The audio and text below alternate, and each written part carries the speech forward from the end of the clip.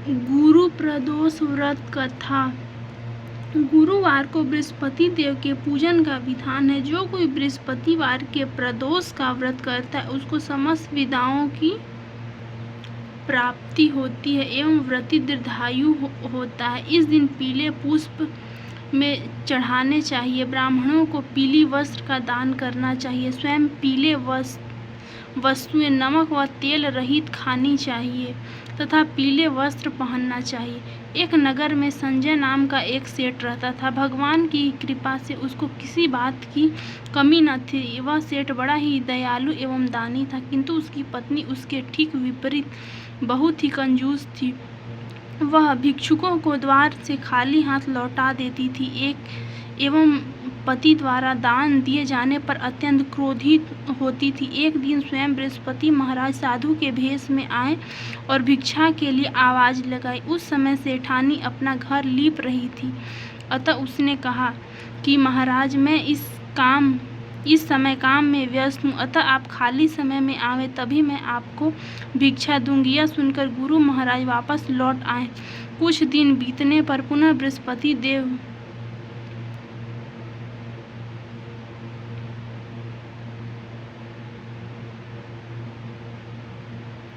उस सेठ के यहाँ भिक्षा मांगने के लिए गए, किंतु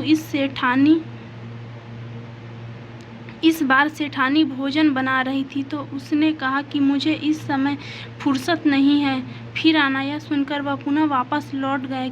कुछ समय पश्चात वह पुनः गुरु महाराज सेठ के घर गए, किंतु सेठानी मैं खाली नहीं हूँ का बहाना करके पुनः उन्हें लौटाना चाहा। साधु महाराज बोले, इस प्रकार तो तुम्हें दान एवं भिक्षा देने के लिए कभी समय मिलेगा ही नहीं। तुम एकदम खाली हो जाओ। बृहस्पतिवार को कुछ दिन चढ़ जाने के बाद सोकर उठो, घर में झाड़ू लगाकर कूड़े को आंगन में लगा दो,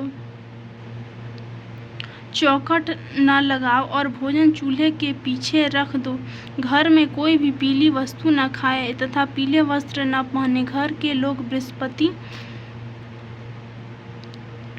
को बाल अवश्य बनवाएं तथा जब भी अधिक रात हो जाए तब दीपक जलाना। इस प्रकार तुम शीघ्र खाली हो जाओगी। ऐसा कहकर साधु रूपी बृहस्पति भगवान वहां से थोड़ी देर चलकर अंतर्ध्यान हो गए। सेठानी ने साधु द्वारा बताए हुए इस कथन के अनुसार अपने कार्य को प्रारंभ किया, जिससे कुछ दिनों में सब धन नाश हो गया और वह भोजन को तरसने लगी। किंतु अब सेठानी को पूर्ण अवकाश था। कुछ दिन बीतने पर बृहस्पति महाराज पुनः उस सेठानी के घर भिक्षा के वास्ते गए। सेठानी साधु को पहचान कर बोली, इस समय मेरे पास कुछ नहीं है, मैं आपको क्या दे सकती हूँ। यह सुनकर साधु महाराज बोले, अब तो तुम्हें हर समय अवकाश है, अब तो कुछ हमें देना चाहिए। साधु महाराज की बात सुनकर सेठानी ने पहले की हुई गलती के लिए क्षमा मांगी और कहा कि आप मेरे ऊपर दया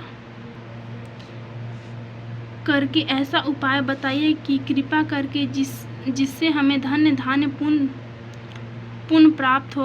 अब मैं कभी किसी को खाली हाथ नहीं लौटाऊंगी और आप जिस प्रकार से कहेंगे आपका कहना मानूंगी। सेठानी की इस प्रकार के विनय को सुनकर साधु महाराज ने कहा कि अब तुम अपने नियमों में परिवर्तन करो। प्रातःकाल जल्दी सोकर उठो, घर को गाय के गोबर से लीपो, शाम को सूर्यास्त के बाद ही समय अपना दीप जलाओ। भिक्षुओं और महात्माओं को खाली हाथ न लौटने दो। बृहस्पतिवार के दिन घर पर लोग हजामत न बनवाएं। पीले वस्त्र धारण करो। बृहस्पतिवार के दिन पीली वस्तुओं का उद्यापन करो। ऐसा करने से निश्चय ही तुम्हारे मनोरथ पूर्ण होंगे। इतना कहकर बृहस्पति देव अंतर्ध्यान हो गए। जिस प्रकार साधु महाराज विधि बतलाए गए थे, सेठानी ने उसी प्रकार के कार्य करे, जिसके प्रभाव से उसका घर पहले से अधिक हरा भरा तथा धन्य धान्य से परिपूर्ण हो गया। जो कोई भी नियम पूर्वक भगवान बृहस्पति देव का व्रत करता है और इस पवित्र कथा को सुनता है, ईश्वर की कृपा से उसे सुख समृद्धि की प्राप्ति होती है। इसमें किसी भी प्रकार का संशय नहीं है।